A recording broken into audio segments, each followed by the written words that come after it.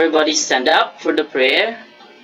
In the name of the Father, and of the Son, and of the Holy Spirit. Amen. Class, good morning. Before you take your seats, I want you to pick up the pieces of paper under your chairs. Arrange your chairs properly and organize yourself, please. Alright, I believe you're okay. You can now take your seats. Okay, let's check the attendance. Say present if your name is called. Leslie, Jensen, Odette, Nana, Lilia, Bruno, Vale. Everybody's present. A big hand. And then I give you an assignment. Okay, get your assignment into the count of 3.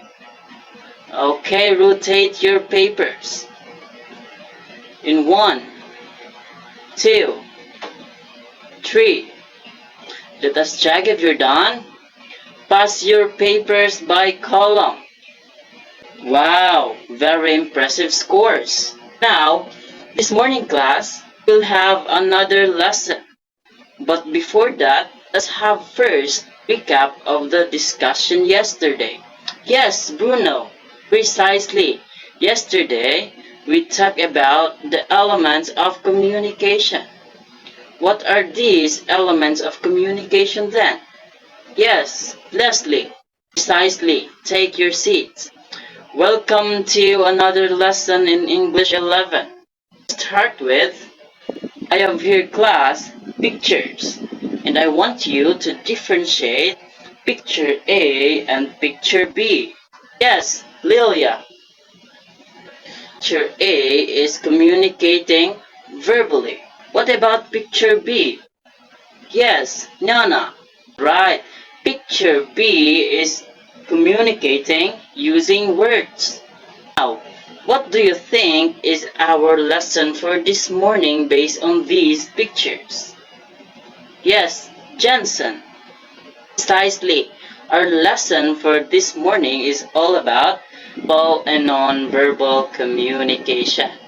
Before we proceed to our lesson proper, let me present to you first the objective of today's lesson that will be guided as we go along with our discussions. Everybody please read. Alright, thank you. Verbal and non-verbal communication. Our first activity class, I want you to choose a partner and talk about each other's dream in the future. No instruction. Do you observe your partner behavior while doing the conversation? We'll be giving you 10 minutes to do that. Time is up. Alright. Who'd like to share his observation first? It's Lilia. Okay, your partner is talking fast. What about you, Odette? Okay, your partner is exhibiting different facial expressions. Good observation. Yes, Leslie, you're raising your hand. We have a question from Leslie class. Necessary to use different facial expressions when communicating? Or is it in that communication is just about spoken words? Leslie, take your seats first. Basically, class, many think that communication is just about spoken words. But in fact, verbal communication is not only form of communication. Happen to know this person is Mr. Bean, right? Mr. Bean is a perfect example of a person who utilizes nonverbal communication. We know if he's happy or he is sad. That is through his facial expressions. Therefore, facial expressions are necessary in communicating. Did I answer your question, Leslie? Alright, thank you. Now, To illustrate further, let us differentiate verbal and non-verbal communication using these 4 variables. Everybody please read. We have medium, channels, examples, and decoding. Now, what do you think is the medium of verbal communication? Yes, very good. We have words, language, sentences, and voice. What about in non-verbal communication? Anyone? Yes, Bruno. Very good. That is through our body language, facial expressions, the tone of our voice, or the pauses in speech. Those are the mediums of non-verbal communications. Questions? Okay, no questions. Let's proceed to the second variable, which is the channel. How many channels do we have in verbal communication? We are using? Yes, Vale. Right. Only one channel. And that is our human voice. What about in non-verbal communication? Yes, Bruno. Precisely. We are using multiple channels. Those are our body language, facial expressions, the tone of our voice, and pauses in speech. Questions? No questions. Let's proceed to the third variable, which is the examples. Who can give me an example under verbal communication? Yes, Jensen? Very good. Telephone conversation. Another. Yes, Odette. Alright.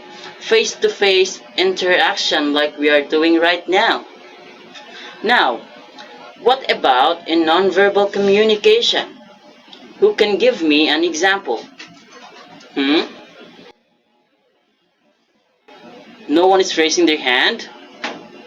Well, this is quite hard, class, as it only occurs when all these parts in the conversation can see each other. This helps them properly understand what they are communicating non-verbally. That is why they need to see each other. Now, let's proceed to the fourth variable, which is the decoding. Now, let me ask you a question. What is much easier to decode? Is it verbal communication or non-verbal communication? Yes, Odette. Alright, very good. Verbal communication. Is it because, class, in verbal communication we are only using one channel, and that is our human voice. While in non-verbal communication, we are considering the multiple channels. A lot of channels, like for example, the body language, the facial expressions, the tone of our voice, with pauses of our speech, or the gestures. Those are the multiple channels that we need to consider in decoding non-verbal communications. Questions? Are we good? Alright. Since you don't have any questions, let's proceed to our second activity. Second activity, sir? Yes, second activity. This time, class, you will exhibiting the use of verbal communication and non-verbal communication using a short role play. Alright, so for your instruction, you will pretend to be a law student, lead school using the following personality. Group 1, the shy nervous student. Group 2, the happy confident 2 students. Group 3, a law student with an attitude. Alright, I will give you 15 minutes to do that. And time is up.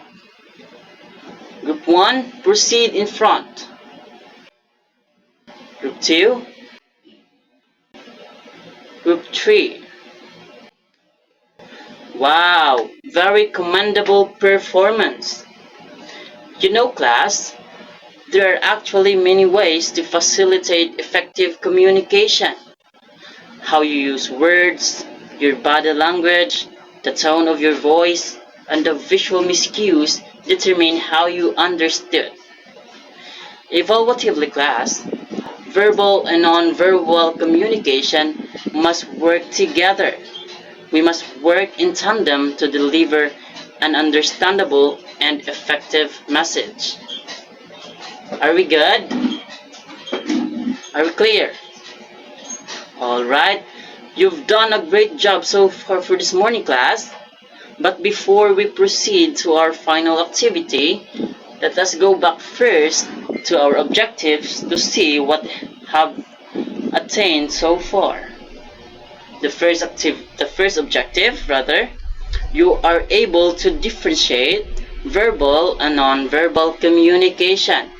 The second, you were able to perform a short role play, and the third one is you were also able to display interest through active participation in group activity and peer activity. Let us give a round of applause to everyone. And this time, I will be assessing how much you have understood of our lesson this morning. Okay, I want you to get along one paper, and you are going to differentiate verbal and non-verbal communication using a graphic organizer. And you consider the discussed variables in differentiating. I will give you 20 minutes to do that.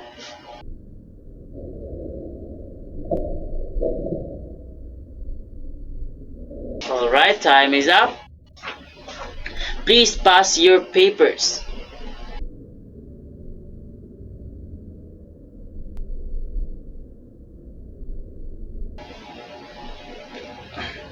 Wow, very nice graphic organizers. And for your assignment, class, everybody eyes on the board. You are going to research and study the 7 communication barriers. You select at least 2 barriers which you have experienced and provide preventive measures to avoid or minimize it. Any questions? No questions. Everybody stand up for the prayer. In the name of the Father, the Son, and the Holy Spirit. Amen. Thank you and goodbye, class. See you next time.